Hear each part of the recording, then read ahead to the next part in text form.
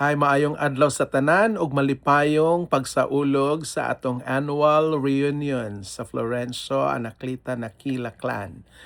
Og salamat sa atong host karong tuiga ang Susano og Tining Nakila family. Salamat usab sa nag-organize nga gihatagan ko og opportunity to personally thank aning atong mga nanggi-pledge to financially support our reunion.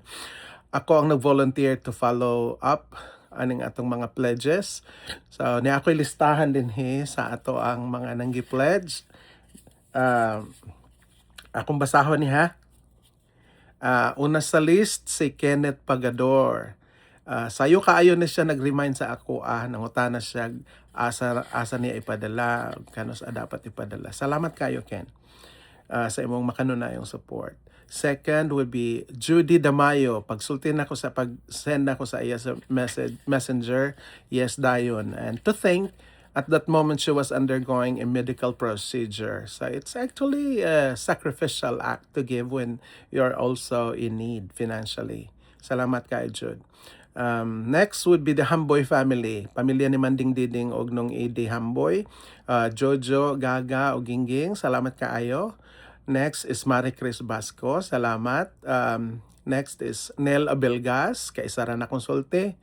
Nya later padala na pod. Next in line is FF. Ako na-touch kayo ko aning kang FF kay kasayod nga daghan siya gisuportahan but gipadala gid niya, gitagod-tagod lang niya pero nakompleto gid niya ang iyang gipledge. Salamat kayo F. I know nga this is a little bit of a sacrifice for you to set aside some amount for our reunion. Next is Jezreel. Kay sarap pod na konsulti ani. Yes padala dayon. Next is Girly or Liklik. Salamat kayo Lik. And salamat pod kang Roslyn ug Jovi ako ning mga ka-generation. Salamat kan Genesis, magulang ni Jezreel. Nanay ni mga pamilya but they pledge and they really sent their pledges. And Ken, salamat sa inyong family pledge. Jane Nakila nga nasa Canada, salamat. Salamat usab sa pamilya ni Manong Berto Nakila. Silang Junjun, Anan, Mimi, ug Randy, giisa lang nila ilang pledge. Ug sa pamilya ni Tatay Ben ug Yaya, Nanay Minada, silang Jingjing, Antiting, Gigi and Joven, Ruth and Hector. Salamat kaayo. Og kan Tracy Lubasco, salamat kaayo. Og Francis and Che Arbo and Van Ray. Og ang last nga padala sa ako si Julie. Si Julie na diri sa California. Salamat kayo sa inyong tanan. There's something special ani nga atong mga pledges karong tuiga kay. First of all, pag una na kong hatag sa mga papel, sa mga pledges, siguro ang accounting na ako mga naras sa mga 90 something thousand, no? But unknowingly, salamat kay sa Ginoo kay we actually went over that amount. We are able to collect more than 120,000. Yay, no? Sa ako lang pag-account, labot siguro sa mga nahatag din ha. Nanatay 127,500. That's more than enough to pay for our food and venue. Salamat kayo. And I hope we will do the same or even more sa atong next reunion. Whoever will be the host. I think it's the Balasa family ang next host. We will do the same. Huh? I'll talk about that later on. So, there's something special ending a pledge. Another thing, aside from we are able to raise more than what we expected, another something special is kaning mga batanon nga nang gihatag karon. If you remember, these were the little kids that we prayed for. If you remember, there was a reunion we held sa Katugasan and we actually moved to the small church nga tapa dito sa balay nila Tatay Ponso. I think I was the president at that time and I suggested nga ang atong mga batanon atong i-commit sa Ginoo, ato silang ampuan. So we actually called all gitapok nato sila dito sa gamay nga stage sa altar. And the whole clan prayed for these kids, elementary, high school, or college, and we laid hands on them. It was Tatay Ponso who led the prayer, and we prayed for guidance and inspiration and strength o protection sa Ginoo nga ilayo sila sa dautan. And many of these kids actually became successful in life. Na sila yung mga trabaho o karon nang gi-pledge na sila o naghatag na sila. Isn't that nice? Isn't that wonderful? Salamat kay sa Ginoo, no? Sa iyang pagtubag sa atong mga pag-ampo. And we will do the same. Kining atong mga batanon, we will do the same. We will pray for them, we will bless them, and they are our next generation nga will live better lives. Ang among kagikan sa among generation, lisod in town to, no? Naapa mi sa baryo, no? Medyo, ang among reunion na arami sa kuan in town. Usay man na kay mig katong truck ni Uncle Romel, gidrive ni Uncle Romel. Unya, na ami mga salbabida, dito taon may mga lingkod, unya ato mis dagat. Pero bibo man to actually. It was the, wala na siguro yung makapildi ato nga kalipay, no? But I know nga our life changed, our taste changed, no? And gibless na tas gibless ta sa Ginoo every year. And our lives have become better and better and better. And this is a testament of God's faithfulness sa atong kinabuhi. So challenge sa mga wala pa naka-pledge. I know nga life is not always easy. There are always challenges. Nya lisod.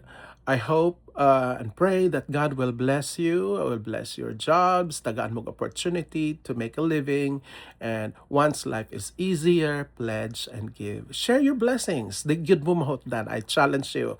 Ako usa na gyud ko sa makatestify nga ug mohatag ka dili ka mahutdan. Once you open your hands to give, it's open to receive more from above.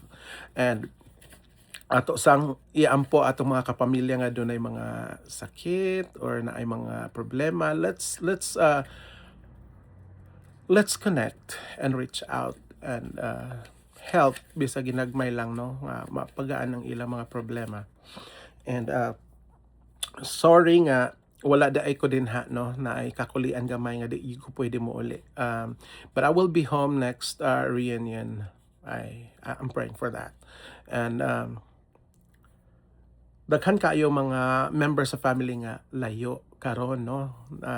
I know how difficult it is para sa mga anak, mga asawa, mga bana, or mga igsuon nga layo sa ato ang kapamilya na uban sa Europe, na sa diri sa US, na sa Canada, Singapore, Taiwan, Hong Kong, asa man na sila dapit, no?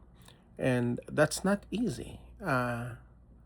Sa panahon nga mga unta sa table, magpa-picture ta, kulang ta permi, kay ang uban wala din ha. I know this is a sacrifice, but the love that bind us together, that love that binds together the family will never diminish. The distance makes us long all the more to be together. Absence truly makes the heart grow fonder.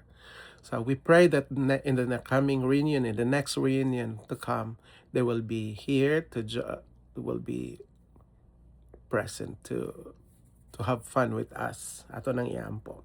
Ato pong iampo sila sa ilang kalampusan, ilang health, no? I know it's sacrifice. Sometimes mapugos gitag sakripisyo tungod sa atong mga needs nga di nato provide. Salamat na lang po sa FB that we can always reach out to them.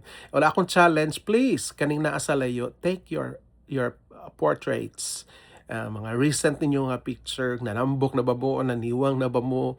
So, send your pictures, put them in our new FB account. We will create a new one. Every reunion, let's create a new one para dili masagol sa old photos, ang atong bagong photos. And we will not delete the old ones. Kay para atong mga old pictures, no, we will have to account them. Kay we need old pictures, no, para pod na tay memories. And katong na ay mga nice nga mga phone nga naa din sa reunion, I challenge you to take nice photos. Kanang close up po gamay. Ayo nang layo. Although we need long shot kay para makita nato ang tibuok nga gathering. We also want a close up kay para makaremember ta sa mga faces. So katong mga nasa layo will see you and remember you, no?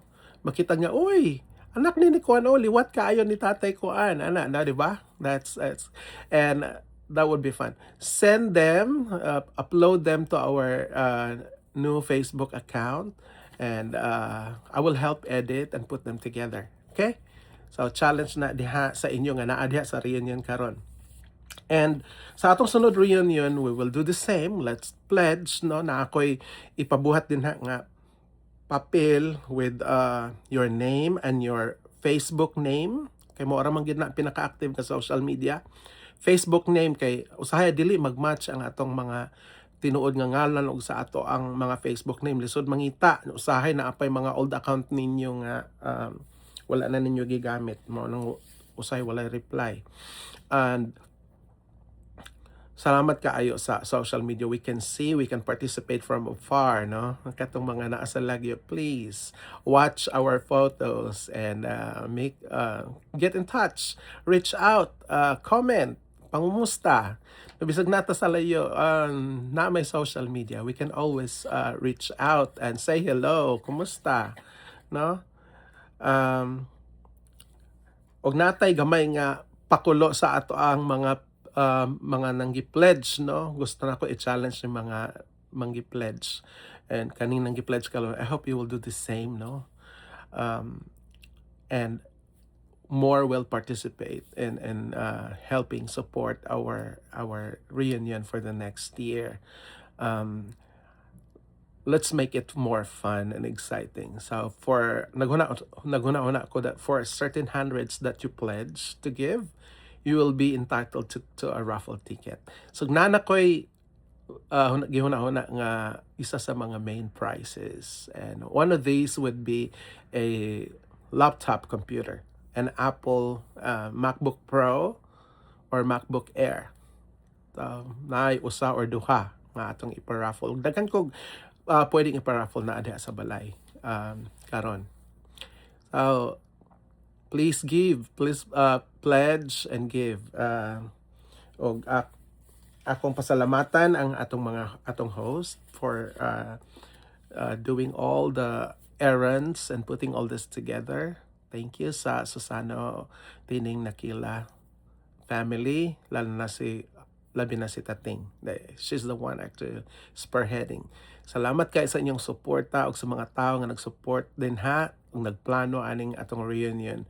I hope and pray that this will be fun and merry. Ug mo na lang ni, no? Daghang salamat ug Happy New Year sa tanan.